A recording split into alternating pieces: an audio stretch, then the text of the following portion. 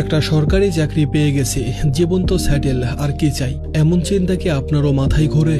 নিরাপদ জীবনের লোভে বা পরিবারের কথায় নিজের আসল স্বপ্নকে গলা টিপে হত্যা করার আগে আজকের এই সত্য ঘটনাটি আপনার জানা উচিত। আমরা অনেকেই একটা মোটামুটি ভালো চাকরি বা নিরাপদ জীবন পেয়ে গেলে নিজেদের বড় স্বপ্নগুলোকে ধামাচাপা দিয়ে দিই। কিন্তু আপনি কি ভারতের সফলতম অধিনায়ক মহেন্দ্র সিং ধোনির জীবনের গল্পটা জানেন? এক অতি সাধারণ মধ্যবিত্ত পরিবারে তার জন্ম। মধ্যবিত্ত পরিবারের ৮-১০টা বাবার মতো তার বাবারও স্বপ্ন ছিল ছেলে যেন বড় হয়ে একটা সরকারি চাকরি পায়।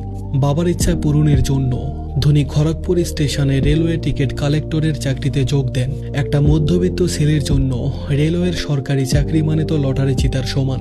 চারিপাশের মানুষ, আত্মীয় স্বজন সবাই দারুণ খুশি, কিন্তু ধোনির বুকের ভেতরটা যে রোজ একটু একটু করে ভেঙে যাচ্ছিল তা কেউ টের পায়নি। তার স্বপ্ন ছিল ২২ গজের পিছে ঝড় তোলা, আর তাকে কিনা রোজ প্ল্যাটফর্মে দাঁড়িয়ে মানুষের টিকিট চেক করতে হচ্ছে। সারাদিন ডিউটির পর ক্লান্ত শরীরে তিনি যখন প্র্যাকটিস করতে যেতেন তখন হতাশা তাকে গ্রাস করত। তার মনে হতো এই প্ল্যাটফর্মের ভিড়েই হয়তো তার স্বপ্নগুলো একদিন হারিয়ে যাবে। এই দম বন্ধ করা জীবন থেকে মুক্তি পেতে তিনি এক চরম ঝুঁকিপূর্ণ সিদ্ধান্ত নেন। পরিবারের অমতে সবার বারণ উপেক্ষা করে তিনি সেই নিরাপদ সরকারি চাকরিটা ছেড়ে দেন। চারিপাশের মানুষ তাকে পাগল বলছিল, একটা নিশ্চিত ভবিষ্যৎ ছেড়ে অনিশ্চয়তার পথে পা বাড়ানোটা তো পাগলামি। কিন্তু ধোনি জানতেন খাঁচাই বন্দি নিরাপদ জীবনের চেয়ে আকাশে ওড়ার ঝুঁকি নেওয়াটা অনেক বেশি আনন্দের। এর পরের গল্পটা তো ইতিহাস। সেই টিকিট কালেক্টর ছেলেটি একদিন ভারতের জার্সি গায়ে চাপান। শুধু গায়ে চাপাননি, নিজের ঠান্ডা মাথা আর অদম্য সাহসের জোরে ভারতকে এনে দেয় টি-20 বিশ্বকাপ, ওয়ানডে বিশ্বকাপ এবং চ্যাম্পিয়ন্স ট্রফি।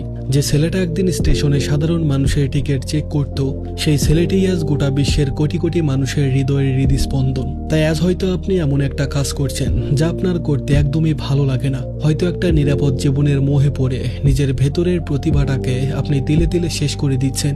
কিন্তু মনে রাখবেন, যে কাজে আপনার মন নেই সেই কাজ আপনাকে সাময়িক নিরাপত্তা দিলেও কখনো সত্যিকারের শান্তি বা সফলতা দিতে পারবে না। মাঝে মাঝে বড় কিছু পাওয়ার জন্য বড় ঝুঁকি নিতে হয়। নিজের স্বপ্নের উপর বিশ্বাস রাখুন। কে বলতে পারে আজ যে ঝুঁকি নিতে আপনি ভয় পাচ্ছেন সেটাই হয়তো আগামীকালের কোনো নতুন ইতিহাসের জন্ম দিবে। ধন্যবাদ সবাইকে।